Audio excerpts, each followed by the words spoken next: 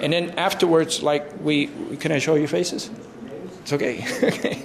And then after, what we do is we download all the videos and all the materials, everything, all the media stuff on our website, because there's a lot of people following our campaign, and then they can see what happened in Brandon, sort of thing.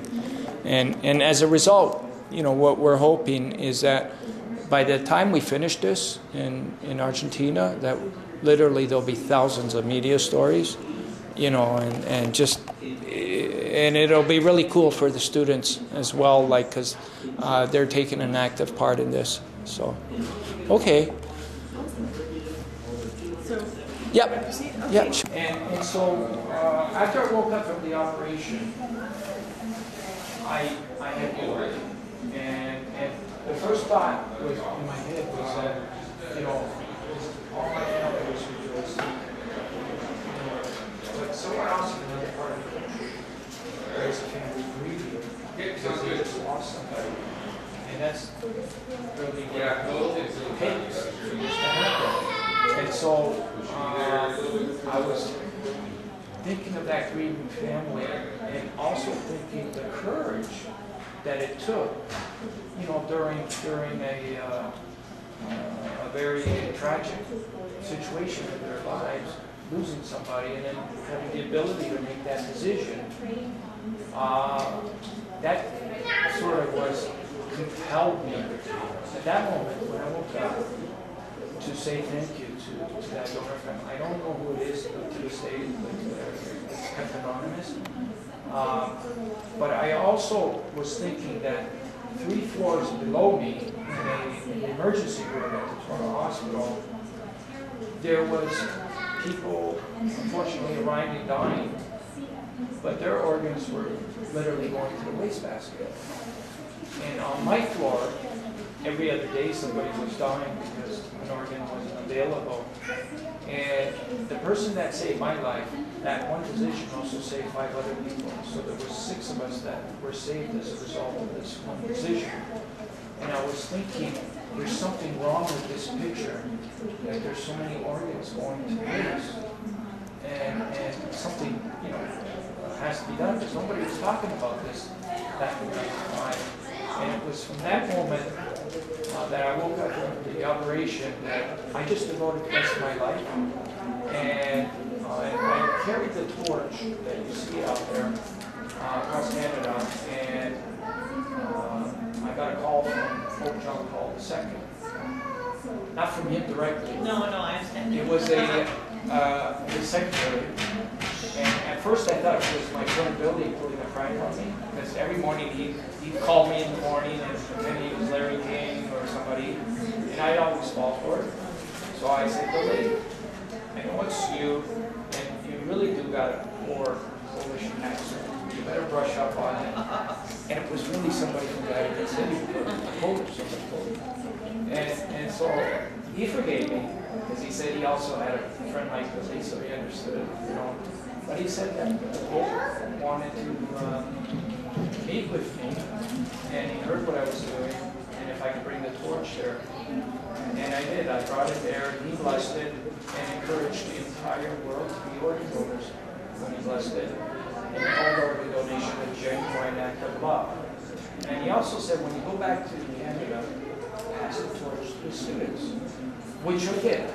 I met a young 10-year-old boy from Sarnia, Ontario, who carried the torch across Sarnia.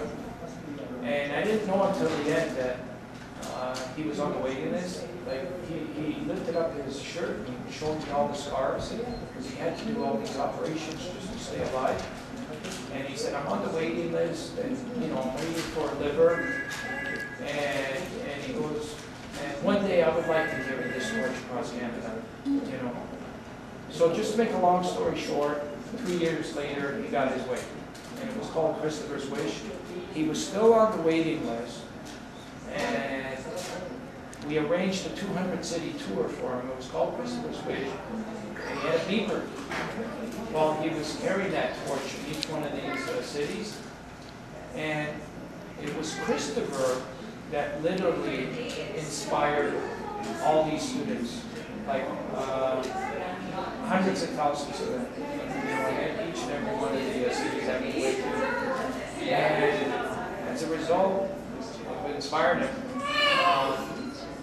they kept in touch with him. And literally his email box would just get so full, and we're like, we had to create new, and so I was thinking the Pope must have had something. He must have known something. Because the enthusiasm that was created was so tremendous that we said, well, you know what the next step is? We got to create 100 students from these 100,000 and make them each a student torch champion. Because they were so well versed now on this issue. And that's what we did on our sixth campaign. That was 2 years ago. It was called SOS 4000. We organized 100 cities where each student became a student torch champion. And the whole event revolved around that student.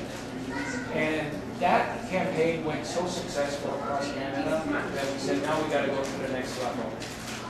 And that's why we're organizing our seventh campaign, which is the SOS to Americans. And this campaign, we started off in Alaska, and we're making our way through 36 countries.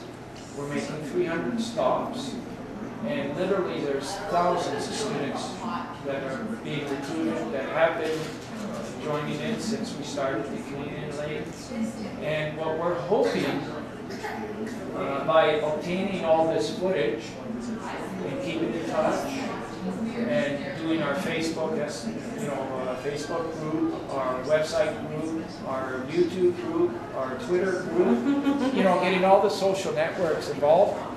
What we're hoping is that one day, collectively, we can get all these students together. Somehow, we'll figure out how, and just imagine one collective voice of students.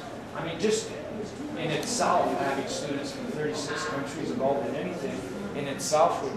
So, in this case, it will be to really bring organ and tissue donation to the world stage. And that's what our ultimate mission is. It's to bring this issue to the world stage. There's a lot of issues that are on the world stage as we speak, like climate change, AIDS, but organ and tissue donation is, and every country has a desperate need for organ donations. So this isn't something where we need it to find millions of dollars to find a cure. The cure is somehow inspiring the world in becoming organ donors. So by having students being the ambassadors, in that way, we feel by their passion and their enthusiasm, as anybody that visits our website will see, they will be the true ambassadors, the spokespeople, that can bring this issue to the world. So it can't be done overnight, and we won't do it with one event, but that's why we call it step-by-step maturity. As we're going from community to community, we're building the momentum. So making the stop here at Brandon today, we're hoping everybody in Brandon will join in, and hopefully encourage them to sign their donor cards. Now, do you have students lined up here in Brandon? No, not today. Today was like one of our off days. We usually, in every stop that we made, Saskatoon, we would drive down on Sunday. So we didn't have folks there either, or students, but every other community. And so far, there'll probably be another few by the time we finish, where we'll be making stops similar to this, but we thought it was important to still stop, because this message is 24 hours a day. There's no time. So we're hoping that as a result of stopping in Brandon with your stories today to the community, that they can tune in to see what students are doing, what the torch is all about, and they can get inspired to sign their organ donor.